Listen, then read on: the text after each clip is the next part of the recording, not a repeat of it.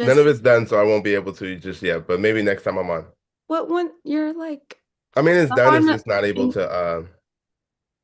I ha it's done. I just haven't None of it's finalized done, how so I I'm won't be marketing able it. to So just yet. But maybe next time I'm on. What when you're like okay, we're on. that Ancestors echo is wild. Sang. Sorry, okay, sorry, take two. Ancestors Sang. Welcome to Ancestors Sing on Kirsten Nicole. And today we have our guest, Poetic Soul, my friend What Darrell up, Johnson, everybody? Poetic Soul.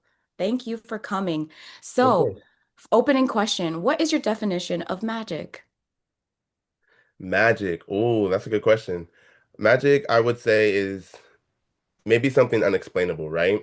Usually we don't think of magic as something as a negative thing, just in and of itself. That's why we have dark magic, which is the negative counterpart usually. So I would just say something that really awes and inspires you that seems like it couldn't have been done normally through mundane means. So that's magic to me. Makes you think, Ugh, want to tell somebody else. gr- you know, whenever mundane is put Mhm. next to magic, I'm like, you get it. You get it. You're living. You're living. We try to live every day as if it's literally the only day we can live. And I appreciate you for that, and that's why we've been friends for so long. Of So course. thank you again for being on the show. Thank you. And how was your holidays? Happy Ujamaa, day Ooh, 3 of Kwanzaa. you know it. It's been good. It's been really wonderful. Really just been relaxing with the people I care and love, making sure I'm surrounded by those people. And it's been a blessing, honestly.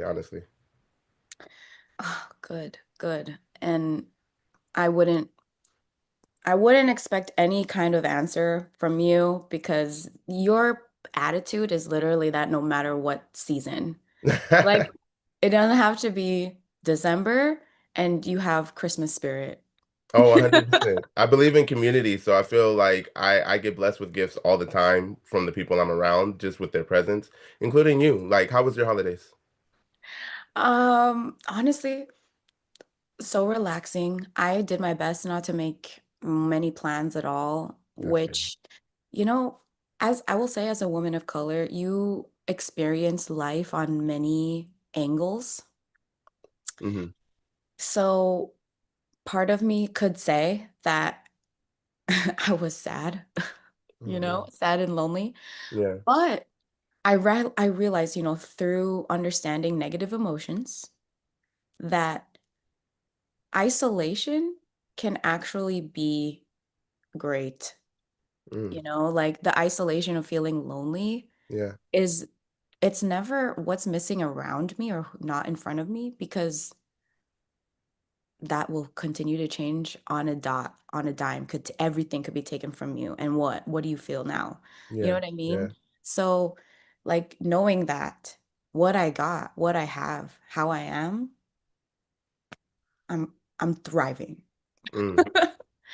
You know?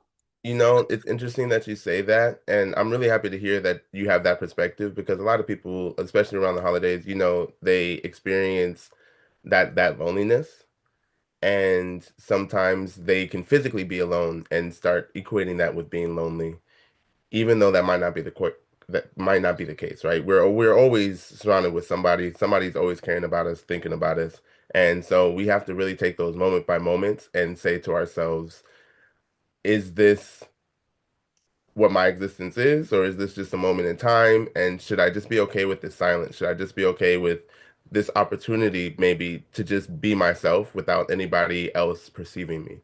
So that's really nice that you think of it that way too. Though I am sad that you did feel any sadness during the holidays, and I hope that you're surrounded by nothing but joy and cheer going into the new year. Thank you. Of course, Thank of course. you, Poetic Soul.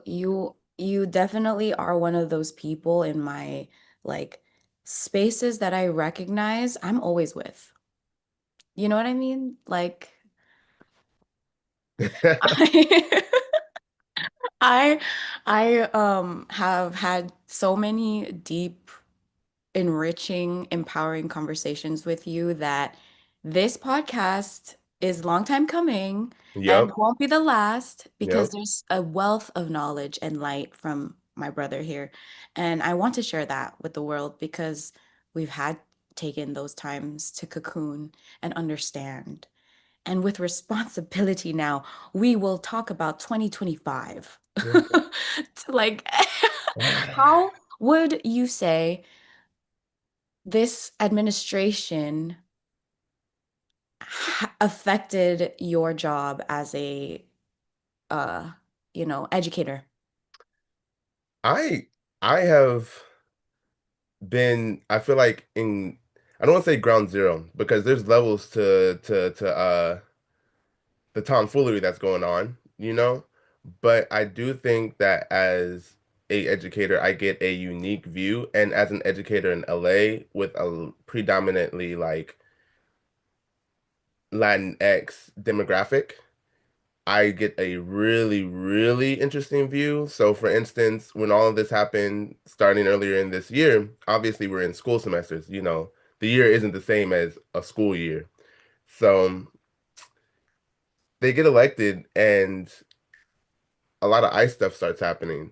And we're getting close to graduations, and we see our graduation turnout, and it was abysmal. It was very sad. There wasn't, grandmas weren't there, aunts weren't there. At some point in time during the school year, earlier this year, our students came to us like they're middle schoolers.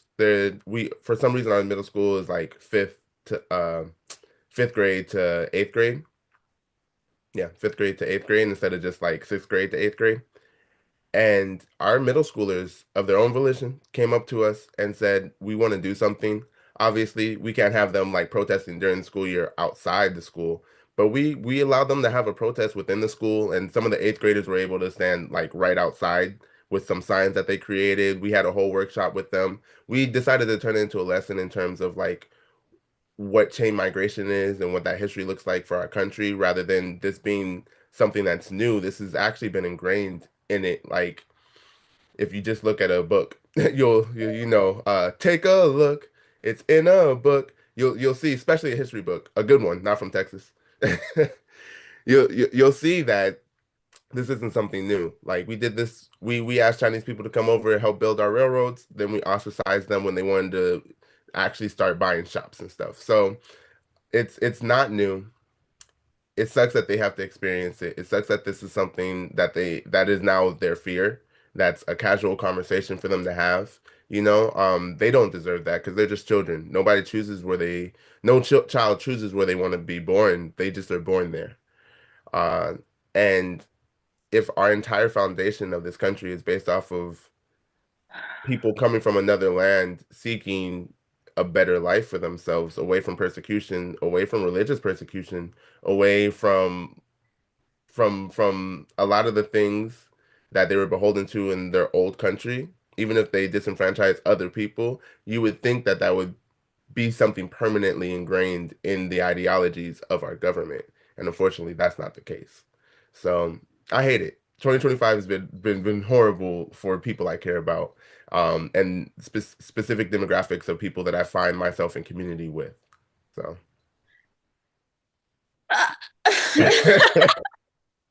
I know that was a lot. I'm so sorry. I it just No, it was everything. And thank you so much for your work. Like the way that you can say all that with a smile, a genuine smile, I applaud you.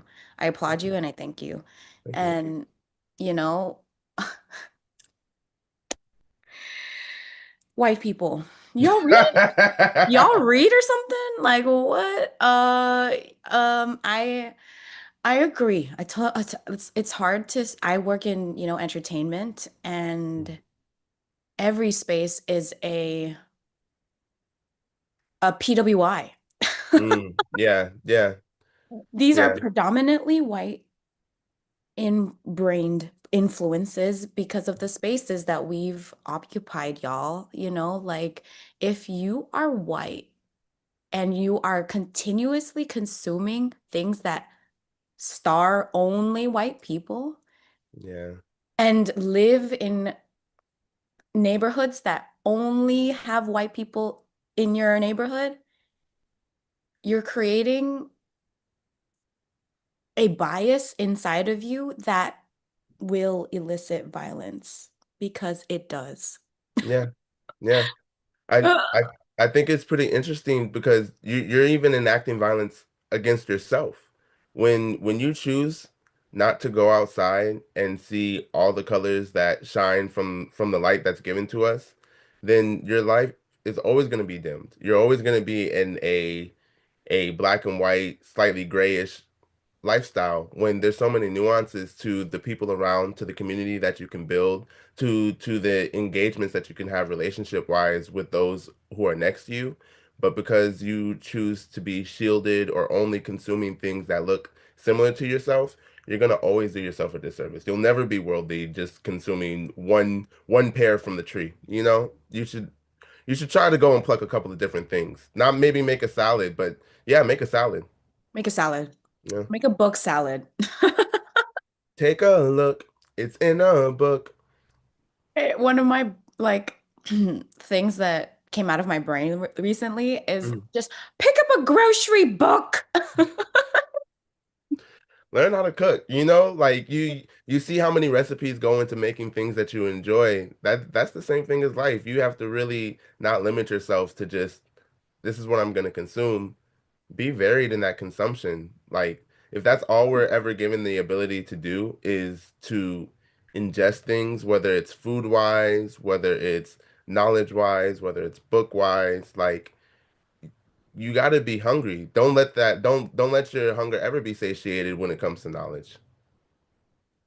Oh my gosh, let's go. That is so good. That is so good. It's hard to actually, how do you like feel that that lesson as a child translates to a lesson in someone in their late 30s or mid 30s or early 30s? I try to get Talk to my the students. millennials. I try to get my students to recognize that it's really hard. It's really hard. I think that American society is really individualistic and it pushes the idea of scarcity. And when you have that idea of scarcity that somebody else getting something infringes on your ability to also obtain something that you want, when that's not the case, like not at least in our lifetimes where we actually run up against true scarcity. All of it's manufactured. Even if you think about like how they talk about light bulbs, how technically the first version of light bulbs could have lasted for years and years and years, but then they wouldn't be able to sell light bulbs. So they literally made light bulbs in a way that you would have to replace them in their patent, you know? So we as a society oftentimes teach our youth that that's the case and reaffirm it with a lot of political statements. We reaffirm it with a lot of just the way we socially reproduce. Ooh, let's go. Socially reproducing. I thank you. Sorry, not to No, interrupt. no, please, please. The conversation around food Mhm, and reproduction is everything, in our society because I'm kind of like I feel strange walking around mhm, just white families, you know, just mhm. how are they still making some, I'm just kidding. Oh no, I often like look, Kidding. if we look at any of our portals, these windows we call social media, we always get the happy version. I oftentimes think like, man, how are people able to just afford stuff? I work full time too, and I'm just like, what world are you living in to where that's the case? And a lot of times people are living above their means. People are using credit. People are borrowing. Some people, luckily, they are believing in community and they have like their grandmothers and da da da. And then the truth is, a lot of other people just have assets. So they can use their mortgage. They can use just these different varying levels of assets that a lot of minorities probably don't have access to, as it's harder for them to accumulate and create assets within our society because a lot of our systems are pinned to not allow us to do that, So like you I don't have a house that I can pass down to my family. Like my grandma's house can, but that's in New York, So, and that's just one house amongst 20 cousins, my uncles, all these people, versus like some people might have had their great grandfather was lucked out in the 80s or the 70s or something, and they've been passing that home down, and now they can leverage that against other things and loans. It's the same thing about how wealthy people don't actually use their money. They just take out more loans backed up against how much they're supposedly worth, and that's the money they spend, and then they pay that off after making dividends and other things. Yes, absolutely. It's right. You're The right. tears of Like, the poor. I mean, shout out to the majority. Hmm. Shout out to the fact that we are not separate. Yeah, Shout out to no. the fact that you brought up lack. Like, what are we doing here? It's 2025. Yeah. Like, the books are out there that tell us how much violence has been wrought upon any community of color, any non-gender conforming, any non-sexual orientation conforming. Like, straight white patriarchy has hurt all of us, including the people that look like they live in abundance. You Yeah. know, it's it's wild, and I'm so glad and grateful for you to have the conversations that need to be heard by everyone, because I think I often, have the fun play with just aiming at white people, Hmm. but like whiteness is in all of us, Yeah. right? And this whole conversation for me, I'm trying to revolutionize to remind us where like our actual power is, Yeah. right? And to truly decolonize so that we can keep going as a nation, because this is a this is a wild experiment, Yeah, you know? 100%. 200, what they always say empires last only 230 years, and we're coming up on that time. I think I think it's interesting that we exist in this version of reality. We're not in the past, we're not in the future, we're literally just in the present. And if you think about the totality of human existence in comparison to other creatures, we're still new. We're just babies in this game. But in that, we have had the most influence on our environment in comparison to other things, right? So we we have to understand that we are still connected to the things that have allowed us to even be humans to begin with. We're still connected to this earth and we're still connected to each other. And if we then move with an idea of disconnectedness, if we then move with the idea that the person next to me isn't my brother, the person next to me isn't my sister, but just another person that I can other, then we lose out on having a genuine connection to the world around us. We disconnect. And Mm. nobody wants to be Wi-Fi. That Ethernet cable will be moving a lot faster. You know, if you just disconnect, you end up McDonald's Wi-Fi. So 100%. I also like that your background is like a neighborhood and we talking about community. So that's chef's kiss. I'm outside just talking to my neighbor, like on my driveway, like Hmm. house slippers for the outside. I'm just kidding.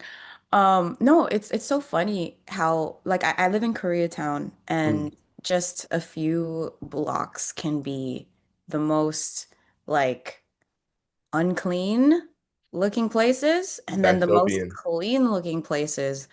And like it's so unnerving and wild that, it feels like I'm completely free and invisible in one like environment. And then another environment, there's literal cyborg eyes just like in your face Yes. as you feel Yes. like, "Ho- wait, so these trees are these trees are monitored?" I love pulling up to my local CVS and hearing a disembodied voice tell me You are now being watched by the like okay, cool. Like why when I go into my local CVS am I seeing that the soap and the things that are made to help people get clean are all locked behind glass doors and I have to wait for an attendant to get to because what's more important is items versus people. And I think that is one of the saddest things that has I can't say happened to America because honestly, America was created to be this. Like it really was. They said, let's send people over there and those people who think they're like going to pursue freedom and let's make something that is basically just going to be a really good business. And then that business said, you know what, I can be a business by myself. And so that's what they did. Like that's why most of the things that we export is a lot of the things that we go to war for, which is oil. We were one of the number one exporters of oil in the entire world.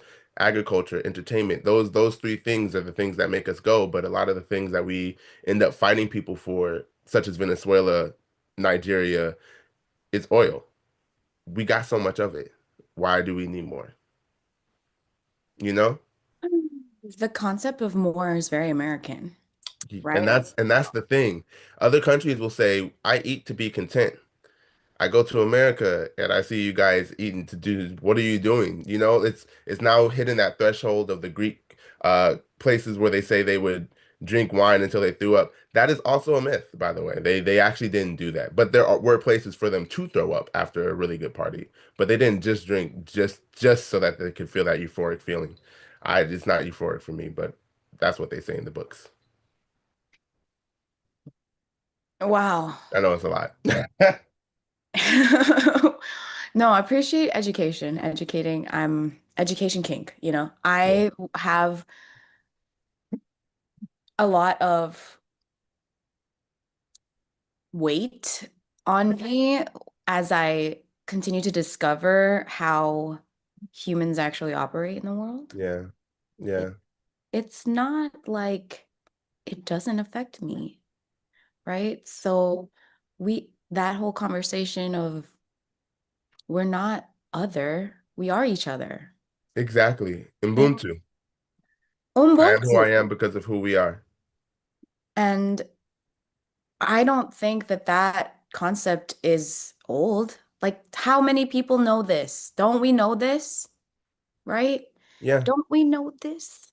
And yet we operate with these, you know, instincts of fear that say, I'm going to hold what's mine because I don't know how much I'm going to get later. Like, I'm yeah, scared. I don't have faith in my future, and I'm going to keep what's mine. And that's how we've gotten here. That's how we've gotten here for on everyone's part, right? It takes us to choose differently together, actually. Like there's yeah, I do believe there are many people who think like us and live like us and create action to change the world so that it looks like that future, you know? yeah, yeah. And and I want to do my best to keep that oil flowing. The what for me, the oil that will nourish the earth, right? Mm, Because this is limited, finite, like time we have, in the actuality of it, we can't get more. yeah, And so our actions now today need to have the impact that will last past our lives, yeah, right? Like I I feel so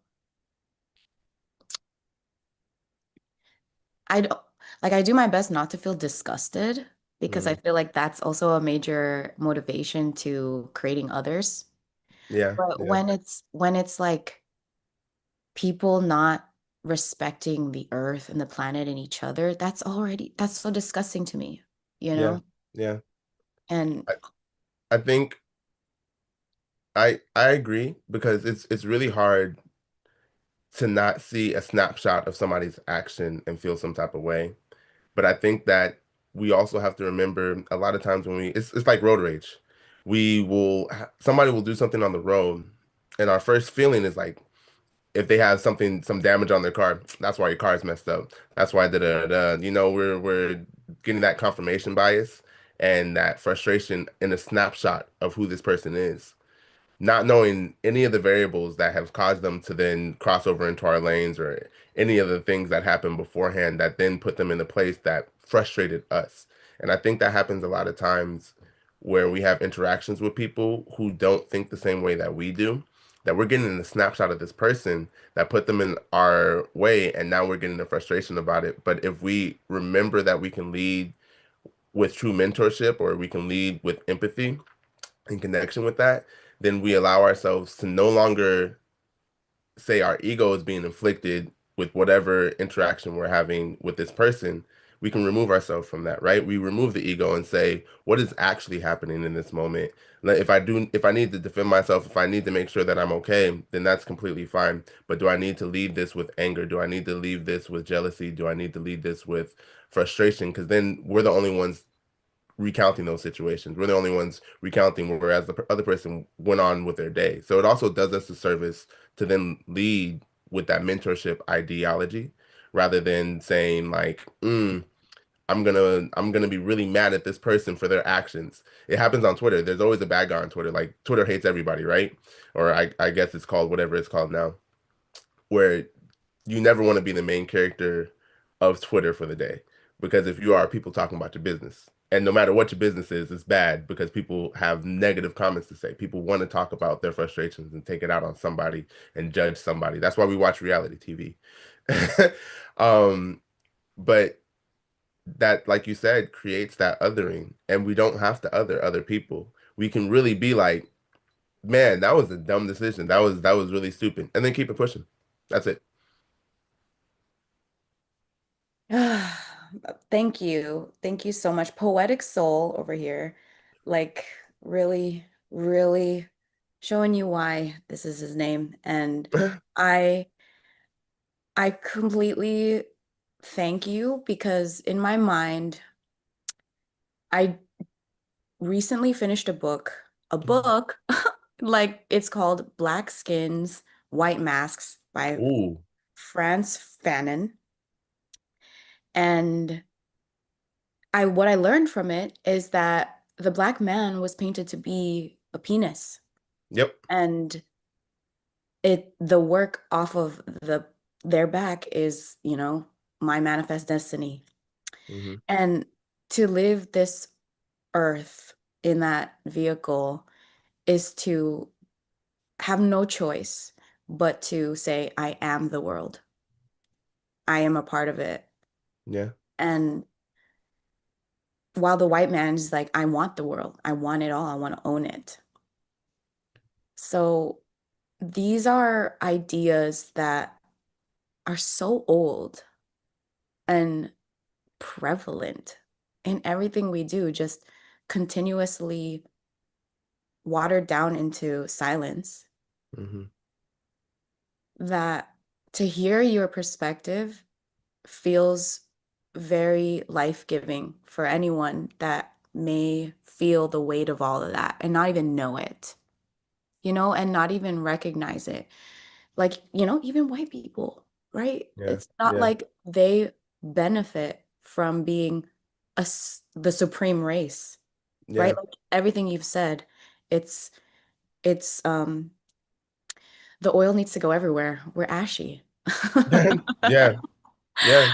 And I think with people trying to have dialogues about equity and dialogues about community, because it is a shakeup and a critique of where we currently are, people have a hard time understanding that the things you love are the things you should critique the most.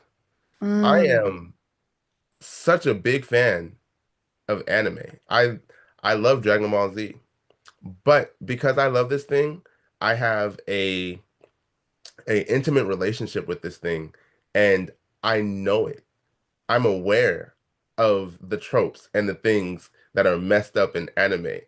And because I care about it, I'm then going to nurture it. And that nurturing, once again, we're going to go into that mentorship ideology. That nurturing also means that I should critique it with honesty. There's some weird stuff that happens in anime, and there's some weird creators who end up in it. Like artistic people, people who are in the arts, by and large, usually are weird. You have to be able to create things from nothing. you know? Like it's not always a bad weird. It's a good weird oftentimes, but there are some bad weird in anime. You know, like there's some interesting tropes. Like why everybody got to be 13, 14, 16. I understand why, but I'm just saying, you know, like I think with that people have to understand that that's what we're doing as a society. Like it is, if you're a member, it's your civic duty to critique so that it gets refined and gets better because practice does not make perfect. It just makes better and better and better. And right now, we're still in the practice mode of our society. We're still in the practice mode of being a better version of ourselves for those around us. And with that, we're gonna have to, you know, break a couple of eggs and make this omelet. So I hope that they start to understand that it's not a pushback on them individually. Individually, it is a pushback on our overall society that has created systems to put people down when it doesn't have to be that case. Because once again, there's no real scarcity in any of the things that we have created, you know? So yeah, this like some once again, apparently people were like saying you ain't gotta apologize for being white. Nobody ever wanted an apology for being white because an apology does nothing. The best apology is changed behavior. Now, if you're changing your behavior so that you were welcoming to all people, because it doesn't really change how your lifestyle has to be lived. It really, so you can't say a joke, a racist joke, and you're going to be upset about that. Why did you want to say that racist joke? Because you felt like you were looking outside the club and couldn't get in. That's like that's the pushback. That's like, oh, I can't say this about so and so because it hurts them. Why would that be a problem? Why would you want to hurt somebody with your words? If somebody says ouch to you, why wouldn't you want to just be like, what's wrong? You know? So what you I think people have to start really looking at themselves and say, what is it about me that feels some type of way when people are saying that I'm infringing on their rights? And not enough people are doing that. Not enough white people are saying or taking a look at their life. They just know that there's changes and they're being frustrated about that push. Yeah, I would like to ask you a question. Yeah. It's like if you could talk to someone who looks like you, Mhm. who may not have the education you have, how would you help them navigate all that is? Look, I still need help navigating all that is, if I'm being honest. I think that I'm a true believer in this is everybody's first time living life, and at most we get 110 years. You know, I'm gonna be real generous and say at most we get 120 years. And Earth's been along for close to a billion, right? So in the scope of time, that's not a lot. That's a blink and you miss it. So it's okay not to have stuff together, but you will never feel less than if you lead with compassion. Like you will always feel full. You may feel tired, you may feel angry, you may feel frustrated in moments, but moments are fleeting. You will always feel rewarded living your life with compassion because at the end of the day, it connects you to people. It strengthens your networks. It strengthens you to be able to do the right thing when you don't want to do the right thing, to be able to do the thing that is tiring in moments of fatigue really makes you just a fortified human being in general. And oftentimes, the stuff on the other side of that fatigue, the stuff on the other side of that frustration, are the things that literally make up the reason to be alive, the reason to experience any of this to begin with. So, one, give yourself grace. And then, two, understand leading with compassion will always lead you to something bigger than yourself. Thank you. Like, Zoom's not reacting, but uh Yeah, I don't know what triggers any of these. yay! I'm not throwing up signs. I'm just trying to, yeah, no. I did it during a lecture recently and everybody was like, oh, I didn't know it could do that. Neither did I. So, I don't know. I don't know how to replicate it either. I think I have a fun, to me, there's like God's timing and Mhm. there's also machines, right? They do what they do. Yeah. And the timings we get, I feel like it's all divine. It's all Yeah. divine. And I appreciate you being able to show people the concept of time in such a way that you've had because actually difficult to zoom out like that, it seems, for people. We're we live in this multi-timeline like existence with our black boxes in our hand, and yet we cannot remove ourselves from our own narrative to the scope of like, hello, dinosaurs. Come on, like, you know why kids love dinosaurs? I'm just kidding. Because Because they're we not beat real. them. Because we beat them. No, no, it's everything you said is so dripping with like the oil. So I appreciate you being on this show and giving your time to ancestors sing. Ancestors that for real sing. You are a whole ancestor choir. I think you've been singing with your ancestors for a long time and they're working for you as well, So keep going because I'm filling your cup because I hear the whole, keep going even in fatigue. And I feel so much that nihilism and futility can just really keep me in bed. And in the zooming out of like all that time, that's the significance of whatever efforts that I put to try to move the needle feel also like washed away as much as, our worries and fears. But, optimistic nihilism is where I want to live. Like you said, it's all our first time. So let me make my only time the best time. Yeah. Yeah. Honestly. And all of the stuff that we do are just drops in the bucket, right? That makes up the moments of our lives.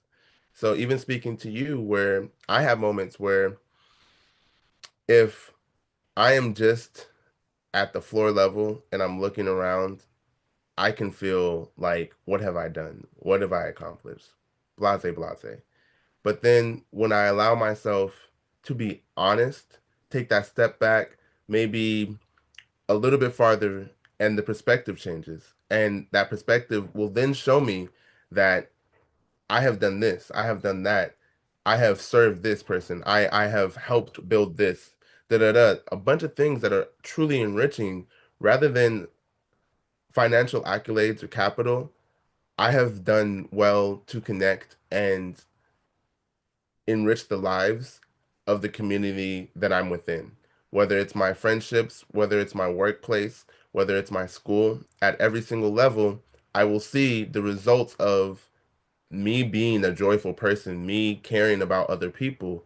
And it might not show up in my bank account, but it definitely shows up in my heart. It definitely shows up in moments where I don't think anybody's paying attention or caring. People show up all the time and they say it's easy because I am that person for them as well. And that's not the reason why I do it, but it is always such a good reflector to see that the mirror of my life is showing somebody that people care about because I care about people. And you do, once again, people do themselves a disservice. We see rich people kill themselves all the time because oftentimes there's a hole in something that they're doing, in the works that they're doing, and in who they are as a person that's not being filled in a way that allows them to continue. Like if we look at our lives as the summit to a mountain, you train for so long, then you get to that top of that summit, and then you got to come back down. What are you left with? When you've made that your life's purpose, rather than your life's purpose being to be in community with those you care about, because once again, we only get our moments. We only get this, and you have to enrich this by also allowing yourself to receive and reciprocate the love that is around you. So you like you have to be a mirror. We don't know what we look like without it, right? And so I oftentimes will forget what I look like, but then be reminded by the fruits of the labor that I've given to the people around me. So yeah, I really hope people start getting around that individualistic ideology because it doesn't serve anybody. It really doesn't. Ugh, it is, and it's in everyone, you know, like Yeah. our ego, like you said, like when you think of, I like back, I'm thinking back to what you said about in mentorship, there's an ego death because you're not thinking about yourself, you're thinking about the growth of your mentee. Yeah. And through that, you are growing as a mentor. You Yeah. know, Yeah. this is not new. Everyone's doing it in their own ways, but you can feel also where it's coming from and where it's going. Yeah. And understand that where it's coming from and where it's going is the motivation. And, recognizing these thoughts behind these thoughts, we can stop a train before it falls off the edge of the cliff. I would hope, right? Yeah. Like Yeah. this is the first time I put it that way because I'm trying to mentor instead of fall into we are a hurtling train going off the head of the cliff. Like it's over. Yeah. And that's fun sometimes for me to be like, yeah, like trash fire. But, I also recognize that so many people are really working to Yeah. do good and be the light. You're one And of those people. thank you. Thank Yeah. you. And it's just exciting to get my ego out of the way and allow the light to do its work. Like all I got to do is actually show up, in fact, Yeah. right? Yeah. Like like I agree with you that the way I've operated my life doesn't necessarily translate into a large bank account, but I feel like my life matters in the most valuable way to me. Yeah. And that's actually difficult to come to when you've been programmed by so much lack and negativity and individualism that Yeah. say you ain't shit because your bank account is that much. They think that it's creating competition and competition is healthy. I play sports. I love competition. I I love competition in its purest form to the point where even when I lose in good competition, I never feel negative about that loss. I may feel frustrated about my performance in that loss and how I always just want to be a better version of myself, but the loss itself is not what bothers me because I was blessed with the ability to compete.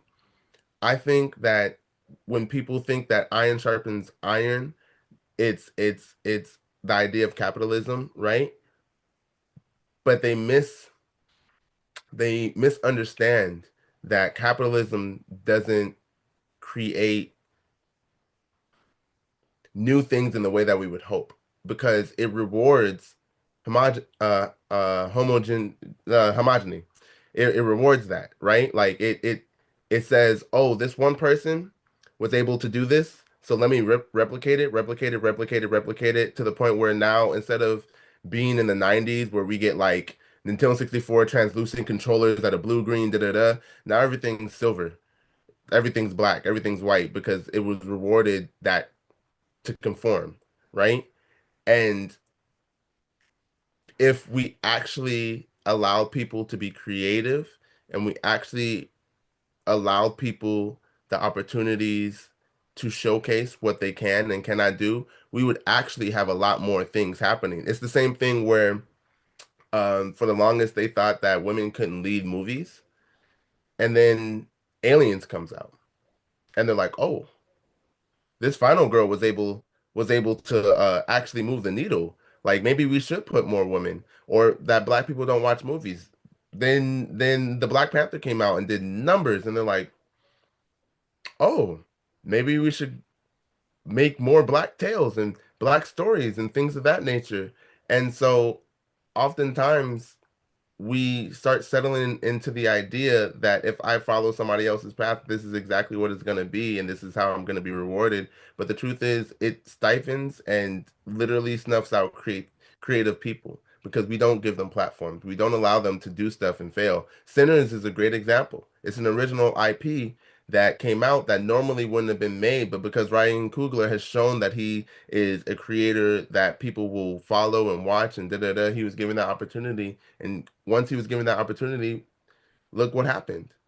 So I I I I, I get frustrated thinking about how oftentimes things start to all turn into crabs. I don't know if you've heard that meme that everything under the sea turns into a crab if it's given enough pressure. It literally will evolve into a crustacean. That is also not a true statement. It's not technically crustaceans, but I think that's what capitalism does. It turns everything into crabs.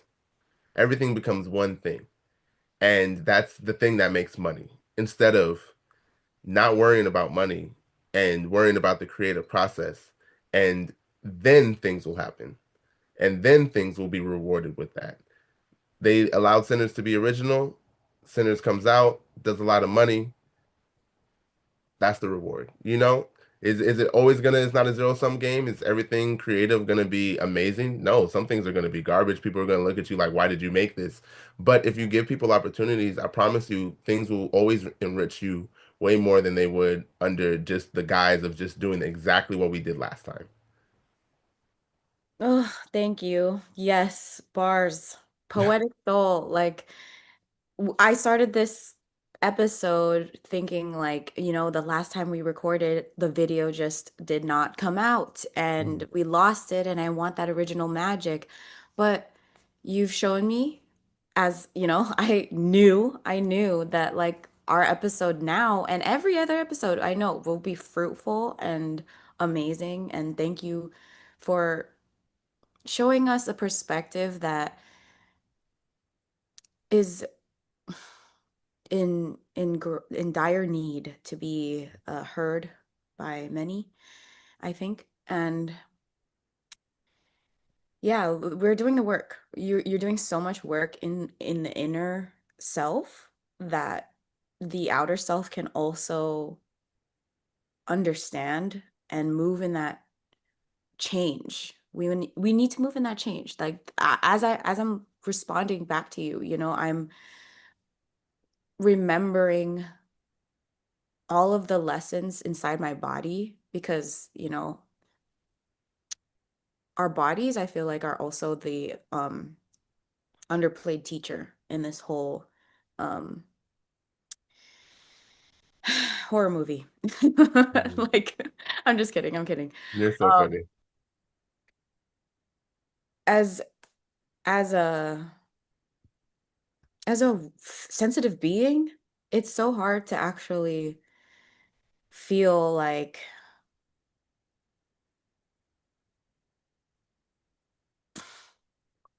worthy.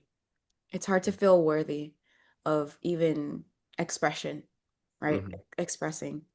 And like friends like you and media that shows color and emotion and perspective and difference, it also shows us how not different we are. Yeah. Like, come on now, what do we watch movies for? You know? And there, as a millennial, I can say I've done so much work in myself to try to decolonize how I view myself, right? Like as an Asian woman, I thought I would grow up and get a car, a job, and a nose job. To be Yeah. successful, that was gonna be my future Hmm. because it looked like people with a different snatched nose get the better life. Hmm. Everyone else gets treated like shit because of lookism, like down to down to even what color is your controller, Yeah. right? Like, but I'm through learning and picking up other books that weren't given to me, I learned that color is an expression of emotion. Come on. Like how are we making these inside out ratatouilles touch you and so Yeah. that you spend money to go to Cars Land, you Yeah. know? Like and when you look at people of color and their culture and like what art and design emerge from our ancestors, they're so colorful. And that emotion, that emotion's in here, right? Yeah. Why do we cry when we watch Coco? You know? And Mhm. why do I get weird vibes when I see car commercials of white people passing their little baby child around to get Santa a present note? You know what I mean? Like why do I feel horrible there, you know? Yeah. And Yeah. so I ask the viewer of you, you know, like, um, what have you been eating? What have you been consuming? What have you been shitting? And take a look in that toilet. You know, what Yeah. color is it? A hundred What percent. what's your body telling you? Again, like the body can teach you so much more than what we believe. Only our eyes and our mouths are operating on like the supreme senses, you know what I mean? Yeah. And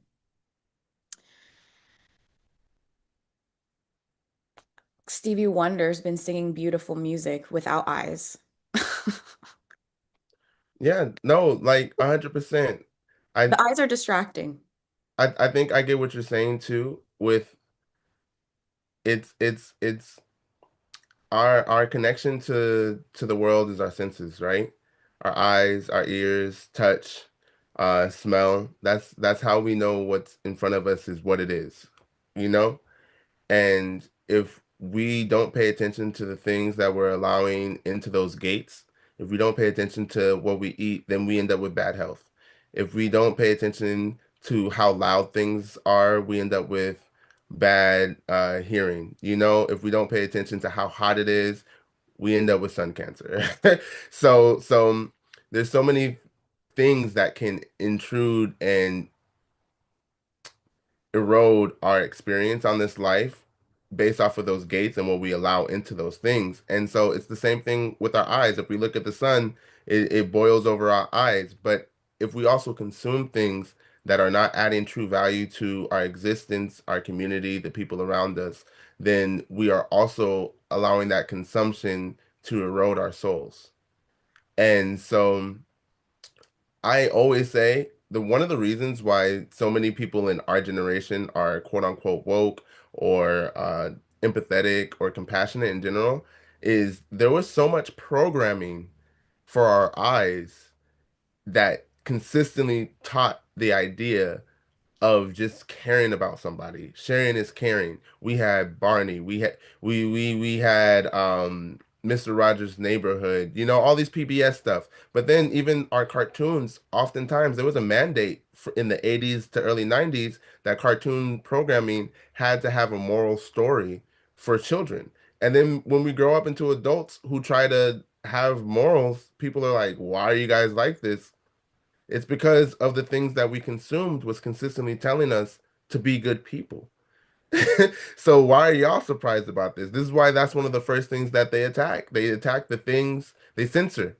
They attack the things that are telling us like there are multicultural stories out there. There kids don't like movies nowadays.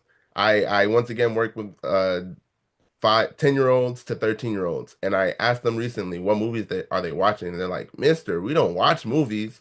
I'm like, what do you guys watch? And they say other people. They watch YouTube. Like most of them didn't even say TikTok. They watch YouTube and what they're consuming on YouTube are just other people. So they're no longer consuming stories.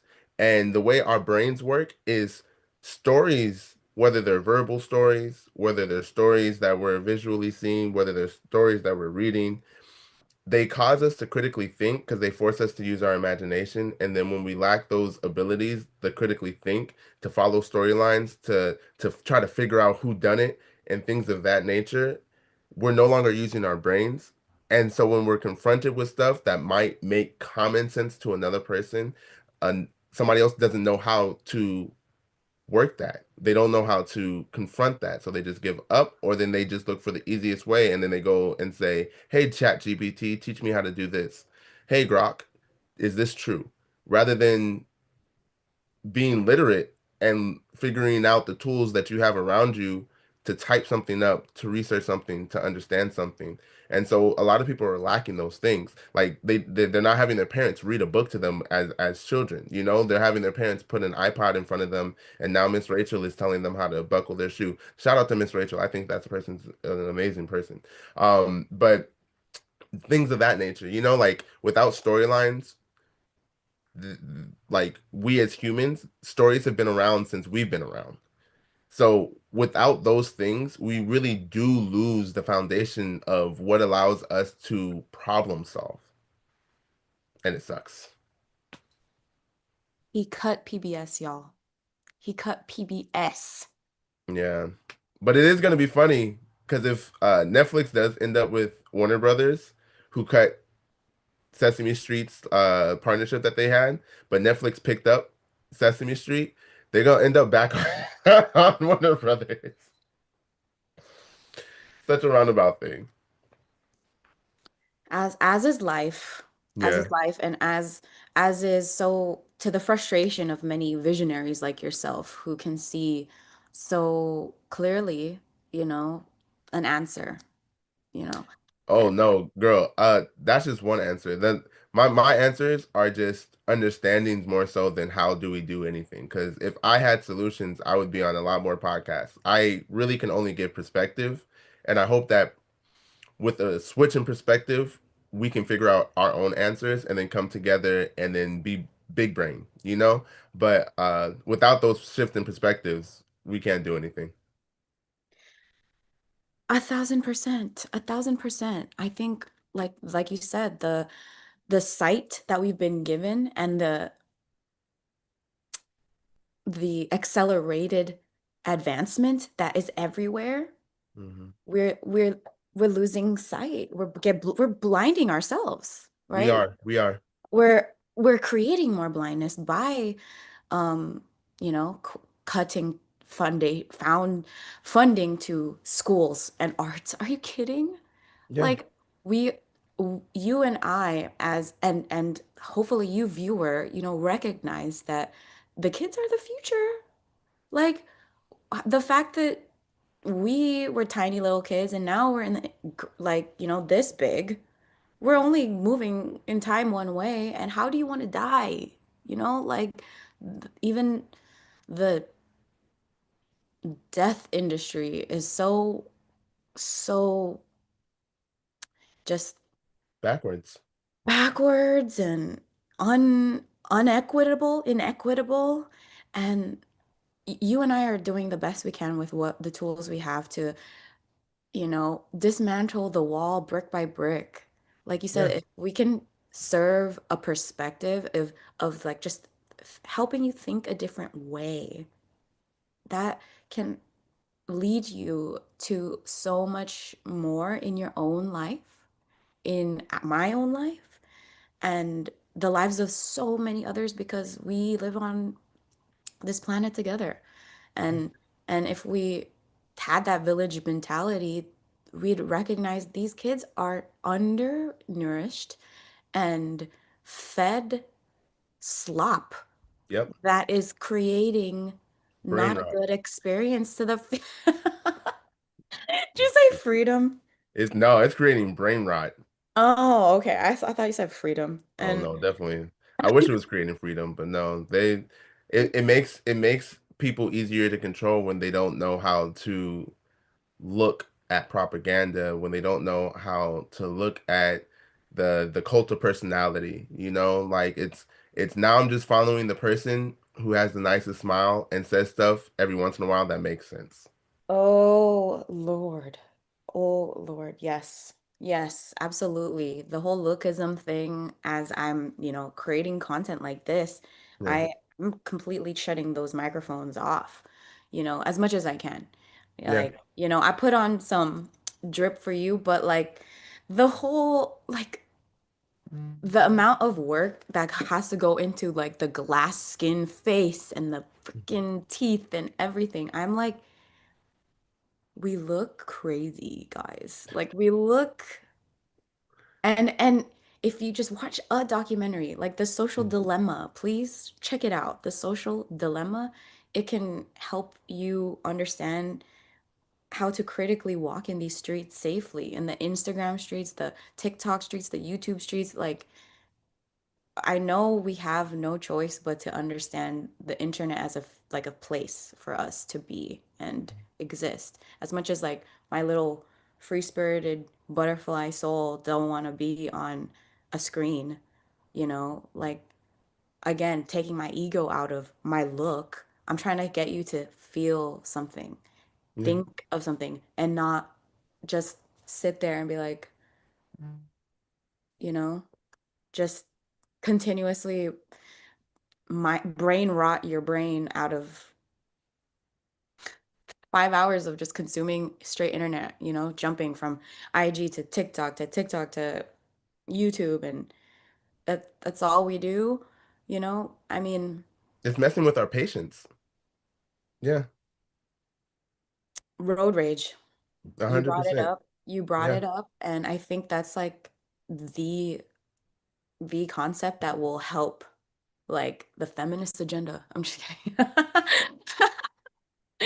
Because there's a traffic jam. Mhm. And to me, like at this point, interrupting is a car crash. You Yeah. know, interrupting is rape. I'm just kidding. But like, as a woman, you are born into a man's world and are guaranteed at least one orifice raped. It's gonna be your ears. It's gonna be your Mhm. ears because all this shit that we hear and people just continuously say, like again, like you presented that certain people will repeat a narrative that makes them feel better because it's putting someone else down Yeah. because Yeah. it confirms the bias of I am better and my life is great and yours isn't. And Yeah. my life is better because yours isn't. People are having a battle of control, and sometimes it's a battle of control of their life, a battle of control for themselves, and the tools that they grow up knowing how to use, the tools that they ingested when their parents did X, Y, and Z, when their friends did X, Y, and Z, and nobody monitored them, oftentimes are the tools that they enact to try to control other people with narratives, try to control other situations in their lives, even when sometimes the best thing you can do is radically accept and relinquish control. And the only thing you can truly control are your actions. Like if I'm leading my life in a way where my words are consistently harming those around me, and I have never been able to understand that that's what's happening, but every time somebody brings that up to me, I have some type of defense mechanism as if they're talking about whatever I am is whatever I did is who I am, then I have to then take a step back and say, why am I being so defensive? Why did this rejection fill me with such anger? Especially men. Men oftentimes don't know how to deal with rejection. Men oftentimes don't know how to deal with the idea that women don't belong to us. And I think that's kind of what we talked about when we were talking about the movie last time, was that Poor things. poor things. Thank you. We men oftentimes live with this ideology, and it's ingrained in us. Even when we listen or even when we read the Bible, it's that Eve is a rib from Adam, which creates this sense of you belong to me because you are of me. Our parents have the same thing oftentimes where they want to control the story and narration of your life. Obviously, they just want you to live a plentiful life, and they've been here before, so they hope that their experience can leverage a better experience for you as well, and that should be the case. But there is also the idea that because you are of me, you are me, and so I can control you. And men oftentimes lead with their ego in that way. So when they're faced with rejection, it's all of a sudden a this rejection is speaking to who I am, not that we're just not we just missed each other, that we're not for each other. This rejection, this, I don't want to talk to you, this please excuse me, go away, is now saying that that's who I am. And that's not the case. Like if we could get over this idea that rejection is who you are and not just a missed opportunity or something that's not for you, then we would live a life where men don't shoot women after being told no. That your body, I'm not trying to say you have to have an abortion, that you have an option because there's crazy circumstances that could be, and sometimes it's not crazy circumstances. Sometimes you're just not ready to bring a baby. Michael Jackson had the song, nobody ever complained about it. If you're not ready to have a baby, don't have a baby. Like not everybody's given that opportunity, period, to have a child in their own uh on their own ground, on their own volition. And I think that men consistently show that we have an opinion in places and spaces that we shouldn't have an opinion, or at least we shouldn't vocalize that opinion. It's cool to have an opinion, but oftentimes the things we vocalize can have ramifications in people's lives that don't affect us but affect other people. It's the same thing where they say white people play at politics. Like there's so much policies that come into play that you can switch from being Republican, Democratic, Socialist, all these other things and play this game because those policies don't directly affect your neighborhood right away. If there's a new policy talking about you can't be out past a certain time, that's not going to affect their neighborhood. It's going to affect the neighborhood that crime is happening in. And you know why the crime's happening there is because it's not affluent. It's because it's a poor neighborhood. It's because the government and the people who said that they're placed there to protect people don't protect people. They don't serve people. They just police people and reinforce the iron will of a place that doesn't understand that it's supposed to serve all of its people, not just some of it. That's the main reason that this person who's currently leading our entire country isn't a good leader. It's because when you're faced with another side, you don't other that other side, you become a mediator. You become a how can we work together because we're all on the same team. We shouldn't be working against each other. Yeah, we should be brainstorming. Yeah, your ideas might conflict with what I think, but is there any truths in those ideas? Is there anything that I can take from that to make everybody have a better time here? No, that's not what's happening. Oftentimes it's let me push you to the side. So I know that's two things coming together, but still, it's wild times. 2025, huh? Everything you said is such a mouthful and Oh such yeah, a I'm a like talker. springs forth so many conversations that I'm sorry we're gonna have in another episode because we're gonna close this out with um what is your version like what is your and thank you just thank you for all those words because I completely agree and I think we need to be using the internet for this, you Yeah, know. yeah, It's for good, enriching. we need to inject medicine and recognize that these drugs that people criminalize are just as harmful as decriminalized drugs that we call Gatorade and sugar and Doritos, and McDonald's. Like the labeling of almost everything has led us to lies. That has been through lying and, um, selling snake oil. So make sure that you recognize that the people in front of you are your wealth too. Yeah, Like we were given ideas of wealth, but it didn't turn out to be that way. And we need to redefine everything all the time, is what seems to be the case, because I need to understand your definition. That's all, right? I yeah, just need to understand your definition. Please understand my definition. And then we can have more definition in our sight as we create a world that works for us all, you know? And so, what is your definition of ancestor, and how do you feel like you are embodying that? Ancestors for me are those who worked to bring me here. Like obviously I exist because there's a trail of people who just didn't give up. There's a trail of people who were faced with a lot of things in their lives, and they decided that they were going to fight until they could no longer fight, and thanks to them I exist. You know, and I appreciate that. I appreciate being somebody's dream and brought into reality. So with that understanding that I am who I am because of all the people who came before me, I'm always try to be in the avatar state. I'm always going to try to be in my full power in whatever I do and in the truest version of who I am in those moments with the understandings that I have.